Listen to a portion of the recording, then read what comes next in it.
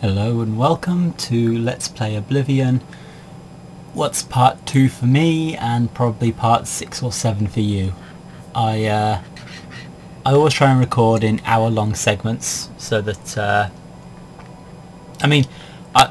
have to upload to YouTube in 15-minute segments, but I can't really get much done in 15 minutes, so I record in hour-long segments and then split it up afterwards. It's a little bit easier on me. But I should also point out that this is take 2 for me, because I'm having about as many problems with this playthrough as I've had with the previous ones, and Fraps keeps crashing. If you know a better program than Fraps, please tell me, because oy vey. Anyway, I'm just going to clear out this little area around here. The reason for doing this is that I happen to know that they're bandits. The way that I know they're bandits is because I've played the game before. The reason why I mention this is because normally I sneak up here and shoot them both with arrows, and you get a huge bonus if they haven't seen you first. But there's no real way of knowing that they're bandits until you've already shot them or they've shot you. So, I mean, I'm not asking that they have a big bandit sign above their head, but some indication that they're, you know, okay to shoot would be quite nice.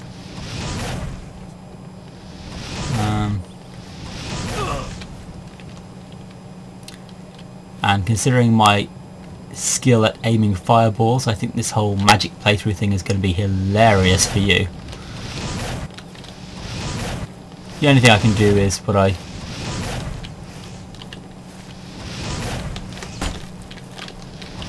try and encourage these people to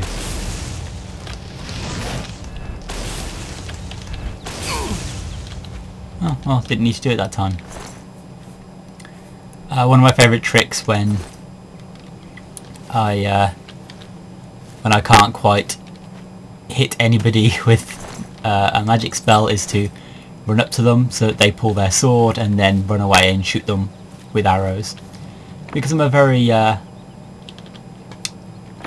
what's the word I'm looking for? Fair, I suppose. Fair will do. I'm a very fair guy like that. I have a book, Bruce Lee's Manual of Style, I'm going to call it, because it's just upgraded my hand-to-hand skill.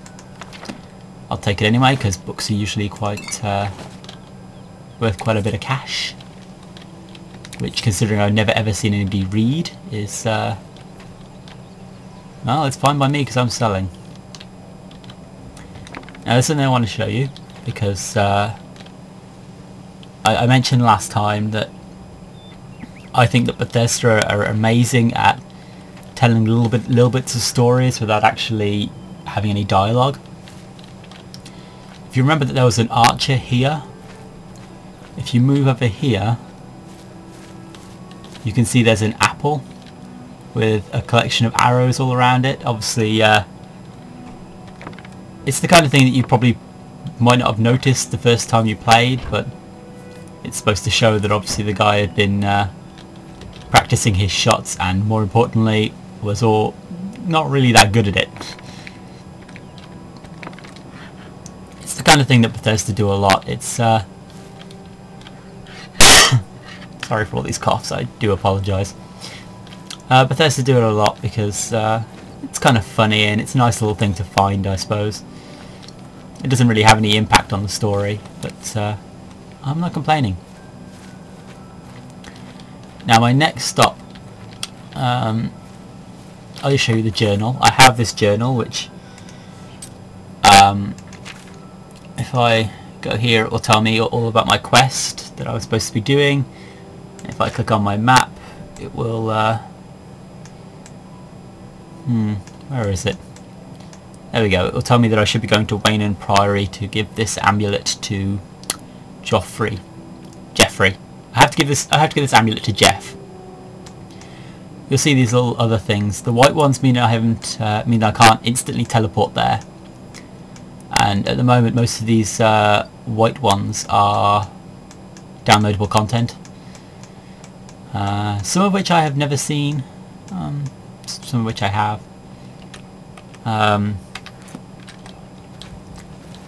Anyway, I'm just going to completely ignore the main story right at the very moment.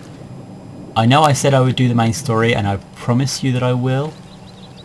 But at the moment, my priority is joining the Mages Guild, because I would rather not be shooting my flare attack at hellspawn demons from hell, or whatever I'm going to be fighting in the main story. I honestly have, I'm not kidding, exaggerating or pretending when I tell you that I have absolutely no idea what I'm going to be fighting when I go to the main story. It's never interested me enough to even look it up on the internet. So I guess I could assume I'm going to be fighting the Geth. It's entirely possible. I wouldn't put it beyond Bethesda to have me fighting robots. I will also point out that it is kind of common for people who play this game to sort of run through the fields just casting random magic spells like this and bunny hopping across the place with jumping like this, just because that can level you up a bit faster. I'm not going to be doing that because I think it'll probably make it a little bit less interesting for you if you can imagine this can't remember oh yeah, if you can imagine this trouserless man just bunny hopping across the landscape. I'm sure you wouldn't think it looks that heroic. So anyway, I was saying I'm going to ignore the main story for now. I'm just going to go to the big city and actually, why am I here? First things first, I wanted to show you this wanted poster. This is about the most useful wanted poster in the world because it shows the guy in a mask. It's a guy called the Grey Fox. He's a thief. It's quite an interesting storyline to me. And the first thing you can do Duty is calls. ask the guards about Grey Fox. He's just a thief. He's supposed to be the head of the Thieves Guild. Oh, what a joke. Can you imagine a bunch of thieves trying to form a guild? The nobility hate him, but the peasants and the beggars love him, especially in the waterfront. Yes, I could imagine them starting a guild because I've read Terry Pratchett. He's that thief that the Imperial Watch are always going on about. He likes to steal from rich folk. It seems a little weird to have somebody from the Imperial Watch telling me that the Imperial Watch are talking about him, but hey. Anvil is all in an uproar. First the chapel attacked, now the prophet ranting about the end of the world. I think that that's about the DLC, I'm not entirely sure. Move along. I honestly can't remember why I came here. I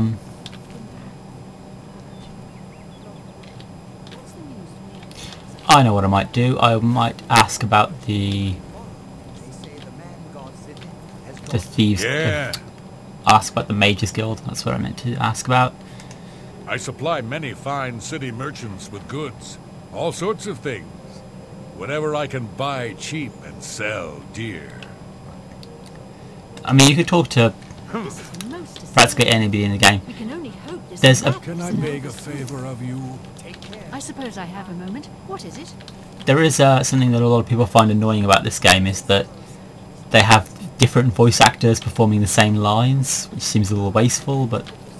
Hey, stranger, can you spare a few coins? I've just been shaken down by that bastard watchman, and he took my last septim. This is, you know, I've never actually talked to this guy before. The bastard took every coin I had with me. I don't know his name, but I know his face. Ruslan and I were shopping at Jensen's when he accused us of stealing. We turned out our pockets to prove we were innocent, but he didn't care. And we had to pay the fine, or he was gonna march us off to jail. He's shaken down most of the shopkeepers in the market district. They're all too afraid of him to do anything. Jensine wouldn't even talk about it. Someone ought to do something about him. Oh, I see. Somebody should do something about him. Well, if I ever meet somebody, I'll be sure to let them know. I'm going to keep a low profile for a while. Now, my inclination is to say that I should go talk to Jensine about this, and I know that Jensine's shop's right here. I could just look in the journal and that would tell me exactly where I've got to go. And it kind of feels like cheating. So I will go here first. If she doesn't tell me anything, I will look it up, I promise. That you don't see me Feel talking. free to browse, friend. It's nice to see a new shopper.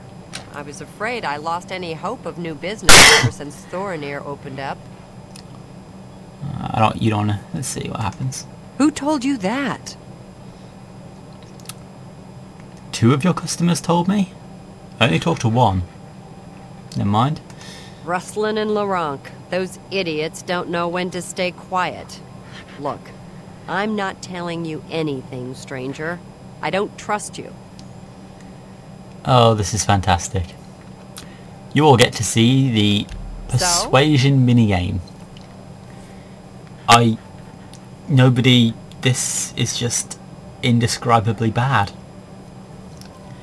In the center you have how much they currently like you. The idea is to get that number as big as possible.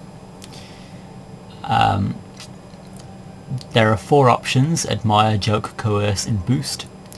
They'll randomly like one of these a lot, dislike one of these a lot. The idea is that you have little pizza segments that come up here, and the idea is you want the most on the ones they like and the least on the ones they dislike. You can tell which ones they like or dislike by whether they smile or not. This is going to take a while, but it's worth it probably. Or I could bribe her. Bribing is expensive, but Fare thee well. the truth is I really don't want to have to make you sit through this. I'm perfectly fine to sit through the speeching minigame. I've done it a lot, but Feel free to browse, friend. you don't want to see me doing it a lot, so Make it quick. I'll just I'll take that. And bribe her up thank to you. 54. How kind.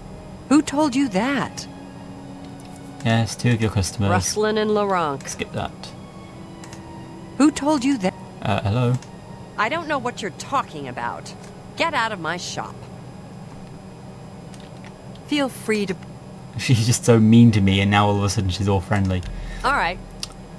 I don't want to have to bribe her up to a ridiculous level. That will get you something. Who told you... Let's try this again. Rustlin and Laranc. Those idiots don't... No, she still doesn't trust me to talk about it. Alright. And her disposition is maxed, so I could buy and sell things from her, but... I'll buy just about anything for the right price. well, let's try it. You've got a great... People like you when you do business with them. I wouldn't have thought that people would like me when I do business with them, because I usually rip them off, but... Hey, what you gonna do?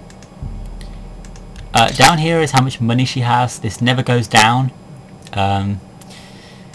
So there is a mod for this game called something like Real Economy. That it's really a big improvement. But I am trying as hard as I can to avoid using any mods on this game.